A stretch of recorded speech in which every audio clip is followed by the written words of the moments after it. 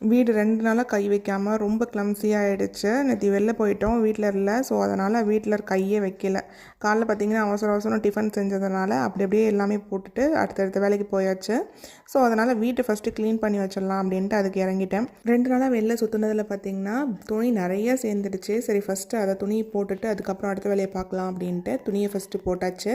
அது துவைக்கிறதுக்குள்ளே பார்த்திங்கன்னா நம்ம மற்ற வேலையெல்லாம் ஓரளவுக்கு முடிச்சு வச்சிடலாம். போதும் இந்த மாதிரி ஹெவியாக இருக்காது. என்னைக்காச்சும் ஒரு நாள் கேப் விட்டுட்டோம்னா அதுக்கப்புறம் 2 நாள் வேலையும் நம்ம சேர்த்து வச்சு செய்கிறதுக்கு தான் கொஞ்சம் கஷ்டமாக இருக்கும். ஸோ அது மாதிரி தான் இன்றைக்கும் அப்படி போயிட்டுருக்கு. 2 நாள் வேலையை சேர்த்து வச்சுக்கிட்டு ஒரே நாளில் பண்ணுற மாதிரி இருந்துச்சு. அப்புறம் ஹஸ்பண்ட் கூட வேலை பார்க்குறவங்க எல்லாருமே ஒரு நாளைக்கும் ஒரு ஸ்நாக்ஸ் எடுத்துகிட்டு வருவாங்க போல். சரி இன்றைக்கி எனக்கு ஸ்நாக்ஸ் செஞ்சு கொடு, நான் இன்றைக்கி எடுத்துகிட்டு போகணும் அப்படின்ட்டு சொல்லி கேட்டிருந்தாங்க. கொஞ்சம் முன்னாடியே சொல்லியிருந்தா கூட ஏதாச்சும் ஒரு ப்ரிப்பேர் பண்ணிக்கலாம். போகிற நேரத்துக்கு 11 மணிக்காக சொன்னாங்க. ஸோ அதுக்கப்புறம் என்ன ரெடி பண்ணுறது, இருக்கிற தோசை மாவில் பணியாரம் செஞ்சு கொடுத்துடலாம் அப்படின்ட்டு சிம்பிளாக குழி பணியாரம் செஞ்சு கொடுத்து அனுப்பியாச்சு.